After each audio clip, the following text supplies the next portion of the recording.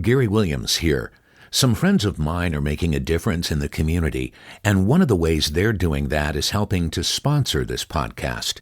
Petroselli Homes Realty Group is a boutique brokerage service located in downtown Niles. They offer a personal and intentional touch to the home buying and selling market. They take the time to learn each client's story, much like this podcast, because to them, the first step in linking buyers to the home of their dreams starts with understanding and a great deal of trust. John and Jennifer Petroselli have had the honor of helping countless buyers and sellers make effective real estate decisions to plant their roots, raise their families, expand their wealth, or simply relax and retire. So if what I've described is what you might be looking for in a realtor, I suggest getting in touch with Petroselli Homes on Niles Boulevard in downtown Niles. Now, coming to you straight from Fremont, California, this is the Fremont Podcast, dedicated to telling the stories of the past and present of the people and places of the city of Fremont, one conversation at a time. Now, here's your host, Ricky B. Hello, Fremont. This is episode 6 of the Fremont Podcast. Well, it's February, and we're currently in the middle of the 2022 Winter Olympics held in Beijing, China. With this prestigious international competition in mind, I bring you a special conversation with someone who needs no introduction. Kristi Yamaguchi is an Olympic figure skater who won the gold medal 30 years ago in 1992 in the Winter Olympics in France. Kristi is also the founder and the head dream maker of the Always Dream Foundation. But more specifically, she is a hometown girl who grew up right here in Fremont. It is truly an honor to have her as our guest on the podcast today. But before we get into that conversation with Kristi, I wanted to offer a huge shout out to another hometown Olympian that is right now in Beijing competing as a figure skater for the USA.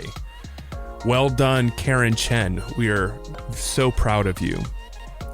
As we get started in our conversation with Kristi, I just wanted to let you know that I was not able to have this conversation with her in person. So the quality of the audio will be a little bit different than our other episodes. But given that, this was a great conversation. You're going to love it. So enjoy. Well, today I have a Fremont native and a hometown celebrity, I guess, if you will, who grew up in Fremont. Kristi Yamaguchi is with me today on the Fremont Podcast. Kristi, I am so excited to have you on here. Welcome to the Fremont Podcast.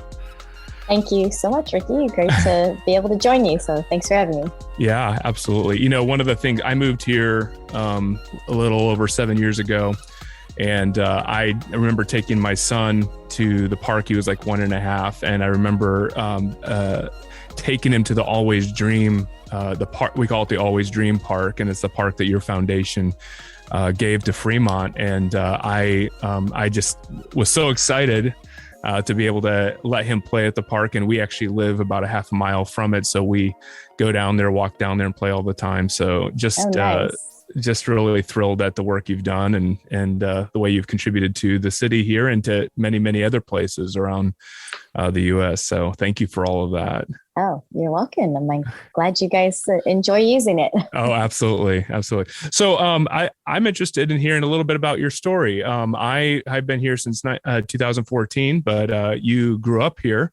And I know that everyone knows you as the figure skater, gold medalist, and congratulations on so many things that you've accomplished in your life. But I'm just interested to hear maybe a little bit about your childhood, what it was like growing up in Fremont, and maybe some of the things that other people wouldn't really know about you or about your time in Fremont. So I have a few questions that I'd love to for us to mull over a little bit. So just tell me a little bit about what you remember growing up in Fremont. What was it like for you in Fremont? Well, I think it was a pretty good thing. Yeah. I have, good memories for sure. I really liked all the schools I went to and the friends. And, of course, I didn't know any better, not having lived anywhere else. But sure. I think it was a great community, growing at the time, much different than what Fremont is now. But I think it was, like diverse enough, and and the schools were great. I just remember enjoying that. Yeah. Did you have any special places that you like to go, or any ice cream shop or something like that was a special place for you to go? Oh, sure. But, things probably aren't there anymore. I remember like in grade school and even in high school, there was the Leatherby's ice cream shop at the Hub. It's not there anymore. I don't think so. Yeah. No, but that was fun. They had all kinds of different ice cream sundaes and everything. Nice. And it's going to sound like all I do is like ice cream, but then I think also there was a Farrell's. I don't know if you remember that establishment. That was a big place to go for birthdays because, it was, they had just regular kind of like grilled cheese and hamburgers and things like sandwiches, things like that. But then they would have this thing with like a fire engine or siren on it, and they would have this, platform that they would carry on their shoulders with the big birthday cake or ice cream sundaes or whatever. And they had these, what do you call it? Those clown sundaes where, basically the cone is on the head. So that was like the place to go for birthday parties. That's awesome. That's really great. Yeah. I do talk to people who've been here for a while, and I hear them reminisce about the places that have gone away. And obviously there's a lot of new things coming, but I think it's great to hear from the people who've grown up here, and, special places that they have, and special places that you remember as well. Where did you go to school? When you were in elementary school or high school, where did you go to school? Yeah, so I went to 2 different elementary schools. So like kindergarten through 3rd grade, it was Hacienda Elementary School, which I think it's still there. I think so. Yeah. Something else now though. And then Niles School for 4th, 5th, and 6th grade. That's such a beautiful school. It still. Is. Yeah. It's a beautiful facility. Yes. Great little location. Yeah. Awesome. And then Centerville Junior High. Okay. And then 2 years over at Mission San Jose High School. Okay. And that's where I graduated. Okay. Awesome. Yeah. So you're kind of all over the place. Pretty much. So when you were growing up in Fremont and you had, all these other things that you were doing as a kid, you also started very young in ice skating, right? How old were you when you started ice skating? I was about 6 years old. Wow. Yeah, so about 1st grade. And where did you start training? I mean, where did you do most of your lessons and all that? Well, the closest rink back then was at Southland Mall in Hayward. Oh, so so that's where I started skating, like group lessons, and they had local ice shows they put on there. I would say the first few years, I was really pretty much, that's where I skated and learned my basics and fundamentals. And then eventually started working with a different coach who was based at the new rink at the time, which was in Foster City, San Mateo. Okay. So you travel across the bridge over there to do more of your training. Yes. Yeah. And then also Dublin, Iceland. Okay. Which is in Dublin. Yeah. There's an ice skating rink now over in Irvington area, and I think that's more for hockey. I don't know if they do any figure skating. They do figure skating there. Fremont Ice. And yes, I remember when that opened. It was shortly after I had won the Olympics. So I never trained there competitively, but I did skate there quite often once it was built. And the interesting thing is, timing wise, is great. Another Fremont girl, Karen Chen, grew up skating there, and she's in Beijing. I know, that's amazing. Competing. Yeah. So well, I think it's great. I'm excited that I'm able to have this conversation with you, and we're right in the middle of the Winter Olympics. And I'll just say this. I'll mention our current Olympians in just a second. But I didn't really pay attention to the Olympics, any of the Olympics, Summer Olympics, Winter Olympics until 1992. And I don't know what it was, but I think I was 13 years old, and I was watching the Winter Olympics, and you became synonymous with the Olympics to me, because as a middle schooler, we cheered for you with my friends. And when you won the gold, I was like, I have to watch the Olympics every time it's on now because of you. And I know that sounds like I'm flattering you, but I'm being completely honest. Oh my gosh, that's so cool. Yeah. So every year I would always think of Kristi Yamaguchi, who won the gold when I was in middle school.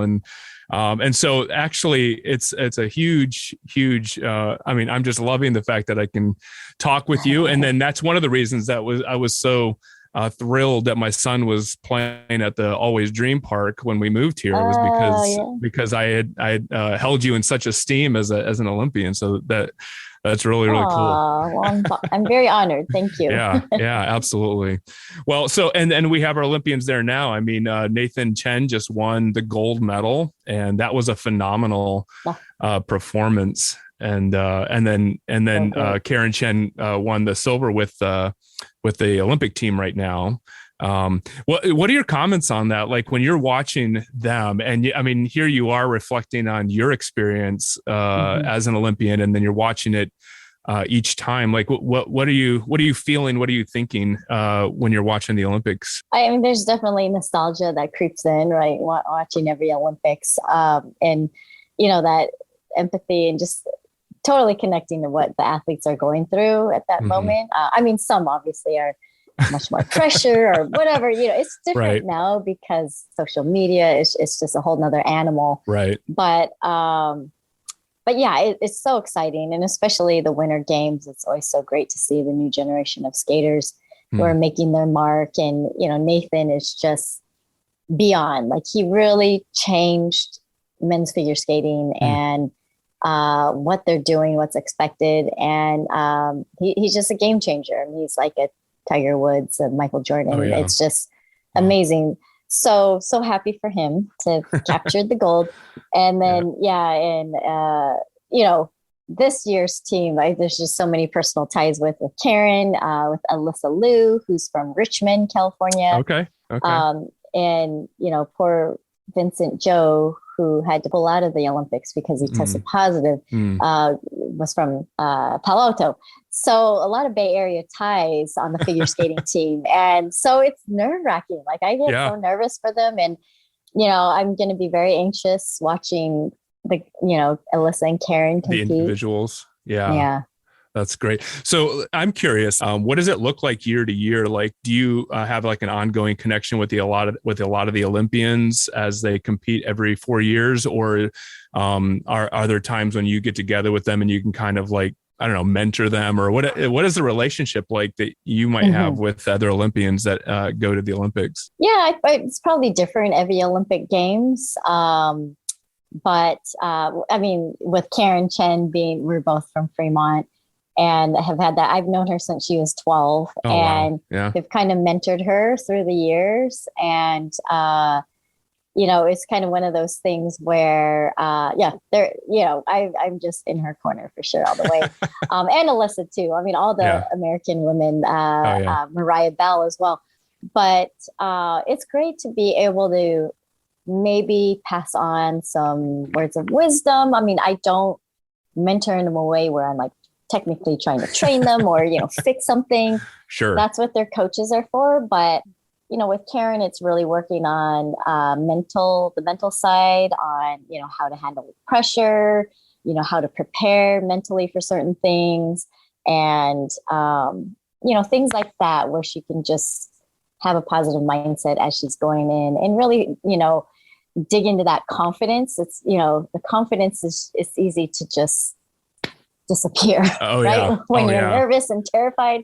But it's like, no, you got to, grasp onto that. So yeah, I mean, I always have an open door with a lot of skaters, and, it's intimidating, I think, to sometimes reach out. And I think as Karen's gotten older, she's been definitely more proactive at, reaching out and all of that. And it's great because, you know, we've all gone through it. And if there's anything we can pass on, then, you know, it's rewarding. It's a nice feeling. Yeah, that's great. I think it's really cool. I mean, I just seeing different people interact. I mean, and then also like the generations. Last night I watched Shaun White as he was there, and he competed in his final snowboarding competition. Has been in the Olympics for five different times, you know. Yeah. And just seeing all the other, you know, young kids, they weren't even born when he went to his first Olympics, you know, and and just generations of Olympians is really, really cool to kind of see those different relationships that might build over the years. When you were growing up in Fremont, was there any specific mentorship or anybody specifically maybe from Fremont, you know, that had played a big role in you doing what you did and becoming who you are? Yeah, I mean, I would have to say, you know, because the rink I skated in wasn't directly in Fremont at the time, but I would say that you know, directly one thing was attending Mission San Jose High School, and they were very flexible with allowing me to have a competitive training schedule and come on campus, you know, do the classes I could. And then I did 2 to 3 classes in independent study. So to have a split schedule like that was unusual, but they made the exception. I think they were, you know, they're like, oh, hey, yeah, no, we're willing to do that. And, you know, some other schools weren't. So that's why I ended up at Mission. And nice. And they were super supportive. Like I even received an honorary letter jacket when I went to the World Championships. Yes, I still have it. And there's a, you know, green felt jacket with a skater on the back. So it was a super positive and encouraging community. And, you know, the school was just very supportive, even though I was gone a lot. You know, the teachers were accommodating. I'd be like, I'm going to be gone for 10 days. And they would give me the work ahead of time and make sure, you know, I turned it in when I came home. But yeah. That's great. That's great. When you were doing all of that training, I'm just curious, at what point did you feel like a turning point in your career? Like when you realized that this was more than just maybe a hobby or something that you were doing just for fun, that you actually realized this is a big deal and that you might be successful at that. Well, do you remember that moment in your life? I was probably around 16. And at that point, I had gone to 2 World Junior Championships already as a pair skater. And then when I was 16, you started off in pairs. Well, I actually started singles, and then I picked up pairs and did both from the time I was 11 to 17 or 18. And so we went to World Junior Championships when I was like 14, 15. And then at 16, I was at the World Championships in both singles and pairs, and we ended up winning both events. So that was a pretty good, like, stake in the ground, like, oh, hey, you know, I'm here to stay. I'm in the sport, starting to make a mark. And I think that's when I was like, oh, well, maybe, you know, the Olympics are way too far, you know, out there. But, you know, maybe I have a chance to compete internationally and at the world level as a senior competitor, which was, you know, the following year. Right. Wow. That's cool. Was there ever a point where you maybe wanted to quit? Maybe it was too much for you. Like, did you ever feel like, you know, I don't know. I can see the devotion that you put toward skating, and even the, you know, the work that had to be done in order to allow you to get your schooling and stuff. I mean, did you ever look around and just think, I don't know if I want to stick with this long term, or did you? I mean, I don't know. What was that like for you? Yes, there was something like that, and it was about a year, a little over a year before the Olympics, believe it or not. Really? And Wow. yes, like the 1991 US Championships, I uh, placed second for the third year in the row. And, it's kind of like, if I can't even win a US championship, like, what am I going to do in the world level? And so I was just frustrated. I was down on myself. I knew I didn't earn the title because I didn't skate well. But, it's just that whole like getting down and frustrated. And it took a friend who I trained with to pull me aside and be like, why are you so miserable? Like, you are just dragging us all down because you are so miserable when we're training. And he's like, it could be fun. And I'm like, no, it's not fun right now. He's like, well, then why are you doing it? Like, why are you skating? And I was just like, good question. So I took a week and I was thinking about it. I'm like, why am I skating? Like, do I want to do that? Do I have what it takes? And then I eventually came back and said, yeah, I can't imagine my life without skating. I'm not done with what I've set out to do. And if I quit, I know I would just regret it. So, I need to find a way to bring the joy back, to take the sport back to myself and not let the exterior pressures and everything everyone else wanted me to do. So basically taking control. And I think that shift in perspective was just huge and crucial. Awesome. Yeah.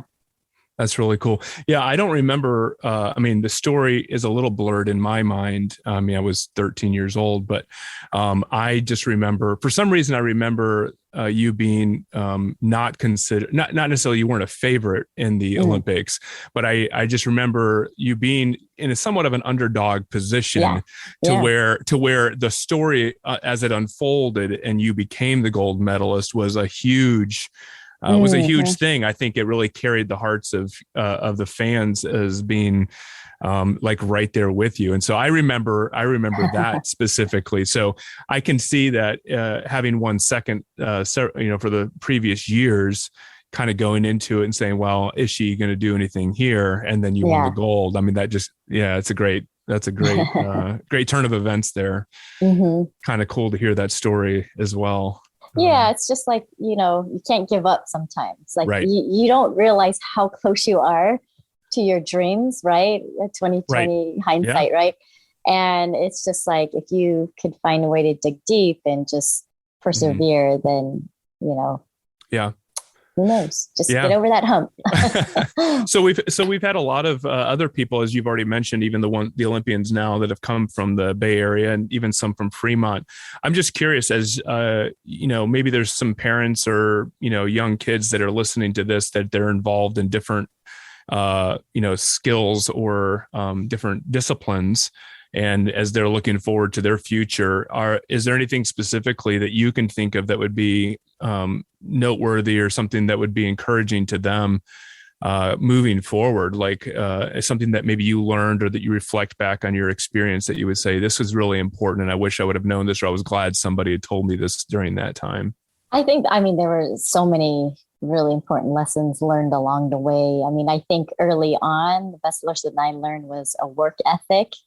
And knowing that there's no instant gratification in sports.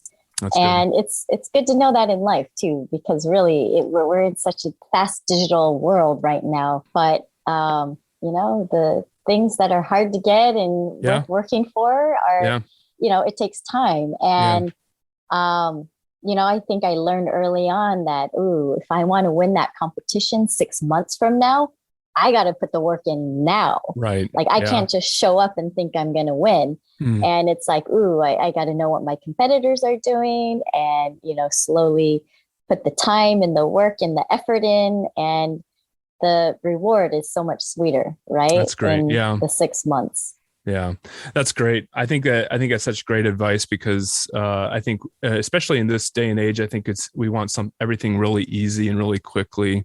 And I think that the things that are worth getting we have to work for them. We have to wait for them, and we have to be consistent with them. So that's a great lesson. Oh, well, great job, and congratulations on, I mean, 30 years later, but congratulations on, Thank you. on winning the gold. Appreciate it. Thank you. Yeah, that's amazing. So share a little bit about what you're doing now. You have started the Always Dream Foundation, and when did that start? And kind of, if you don't mind sharing a little bit of that story real quick, what it started out as and what it's become. Yes, sure. So Always Dream was founded in 1996. So we've been celebrating our 25th anniversary. Excellent. It's extended because of COVID, right? Nothing got to happen. Yeah, well, like they say, 2019 is always last year, because last year is always 2019. Yeah, right. But it was inspired by, I had so much support to go after my own dreams, and so many people who helped me get there. And after the Olympics, my mom asked, "Well, what are you going to do to give back?" And I'd always want to work with children, and so the focus has always been to embrace the hopes and dreams of underserved children. And so currently we have an early literacy program that targets low-income kindergarten and preschool families. So not only do we give them access to high-quality books, hardcover as well as digital ebooks, but family engagement support. So we're really in contact with the parents and the caregivers on how important it is to sit down with your child and read to them. And here are strategies and tips to help you, like questions to ask, or, things to point out to them when you're looking at a book, just to really create a rich environment at home of literacy and that's great. Develop that love of reading. Yeah, so that's the foundation, right? To all of their dreams. That's amazing. I think, reading is such an important thing. I will say, for me personally, I was a part of book reading competitions when I was a kid, but it was mainly just to get pizza. Or, your thing was ice cream. Nice. My thing was pizza, right? Yeah. And so I would read books. Even I was talking to my dad this morning, and he was saying, "Well, I told him I didn't read much when I was a kid," and he said, "Well, what about that club?" And I was like, "That was just for the pizza." And I picked the shortest book I could find so I could get what I needed. It got you reading, though. That's right. Fine. It doesn't matter. Right. But my son is 9 years old, and he just started reading recently, and we were actually in Ireland over Thanksgiving, and he picked up The Hobbit, and he read it in like 3 weeks. And then The Hobbit? The Hobbit, at 9. And then we got him the first Harry Potter book, and he read it within like a week. And then he's all the way through the Fellowship of the Ring and halfway through Two Towers. And I told my dad, I said, I think he's read more pages and more books now than I did until, before I was 20, Yeah. So wow. He is an advanced reader. Oh yeah. He's plowing through it. He loves it. That's amazing. That's really cool. So those are great books. Yeah. That was one of the things too, that when I realized Always Dream really is focusing on helping children's literacy and helping them read, I was just, I was really excited to hear that, because I do think it's made a big difference in my son's life. And, they say readers are leaders, and if you have some of these kids that are growing up and they may not have opportunities in other areas, but if they learn to read and they really have a love for that, it can really make a difference in their life as they get older. So I think that's great what you guys are doing. Really great. Yeah. What are some ways that people can be involved? Like if we wanted to be involved as, Fremont citizens or anybody, like what are things that we can do, or are there things going on in our community that maybe we don't know about that we could be involved in, or what are some things that we can do to help? Yeah, well, I definitely alwaysdream.org is our website. Okay. And it's, always up to date on things coming up, or what, information about our program and how to be a part of it, donate or volunteer, whatever. And we do have a live event. We're hoping, fingers crossed. Okay. Yeah. Coming up April 1st at the California Academy of Sciences in San Francisco. Nice. And it's going to be very family friendly, after hours. So it'll be a private, we're going to have not very many people have access to the entire museum. So it's a beautiful museum. Yeah. It's incredible. Yeah. So we'll have some fun things going on then, like food and a little bit of entertainment. But it's really just a celebration of our 25th anniversary, but also just celebrating the amazing museum in a private setting. Wow, that's awesome. So that's April 1st, and you guys will be hosting this private event. That's awesome. And people can find out about that on alwaysdream.org as well. Mm-hmm. Yeah. Awesome. Yeah. Are you doing anything else? Like, what are the things you enjoy? Or just curious, like you're helping with the foundation. Yeah. What other things do you do with your life? Well, I do have 2 teenage girls, so that takes a lot of time too. They're a sophomore and senior in high school. So that and, my husband actually is the color commentator for the San Jose Sharks. So I'm a huge avid hockey fan, Sharks fan, I guess you could say. So season tickets there. I support all the Bay Area teams. So big sports fan of all the Bay Area. That's great. Yeah, I saw you put on your 49ers jersey and give a little shout out to the 49ers in the playoffs. So that was great. For sure. Well, Kristi, thank you so much for being on this podcast with me. It was such a delight to be able to talk with you and to share this time with you. And thank you for making the time for us. Appreciate it so much. Yes, no, it's fun to have on and reminisce. Come back and visit anytime. We'd love to have you. I do. No, we love. My parents still live in Fremont, right in Niles. Okay. So we're out there often. Nice. Well, I actually my house is considered in Niles right now. So I'm over at Niles all the time. So I'm pretty close by. Okay, I will do this one thing though. One of our favorite places, and of course, having 2 daughters, is going to Niles to Time for Tea. Yes. So I don't know if you guys have been there. No, my wife loves that. Yeah, and it's a great little place. Time for tea. Yep. Yeah. That's so awesome. Usually before Christmas or Valentine's, at least once or twice a year. That's great. Special. That's awesome. I was going to tell you when I had received an email back that you were willing to be on the podcast. I was with some friends downtown Niles, and they had all grown up in Fremont. And when I told them, they had like this mini celebration, like right in front of me. They're like, "This is so great. Like, we're so excited. Oh, that's funny. We can't wait to hear her on your podcast." So that was really, really cool. So the people here love you, and they appreciate all you've done. And before you go with that note, I know that this is the 30-year anniversary of you winning the gold. It was 1992. This is 2022. I know maybe that wasn't the best thing to bring up, but that's all right. I did reach out to the mayor, and the mayor has a special message for you that she wanted me to pass along to you. Oh, wow. So. Hi, Kristi. This is Fremont Mayor Lily May, wishing you the warmest congratulations on the occasion of your 30th anniversary and amazing accomplishment in bringing home a gold medal for U.S. women's in figure skating at the Olympics. You've been an inspiration to so many other young women, especially fellow Fremont hometown native Karen Chen, who is also now part of history making in bringing home a silver medal as part of the U.S. women's figure skating team. Thank you for all that you've done to bring back inspiration and hope for so many others, such as your resource in sharing and building the Always Dream Handy-Capable Playground here in your hometown, as well as sharing the love of reading for students here and across the nation with your Always Dream Foundation. Blessings to you and your family on the occasion, and wishing you all the best in the Year of the Tiger. Congratulations. Wow. Oh, that's so special. Wow. Thank you so much. Yeah. For getting that, and thank her. That we're a very special message. Absolutely. Yeah. I was excited to be able to have you on here, and I started thinking about it. And then I thought, you know what, it'd be great if we could share a special greeting and congratulations to you. So congratulations on that from me as well. Thank you. Really appreciate that. Yeah. You've been listening to the Fremont Podcast.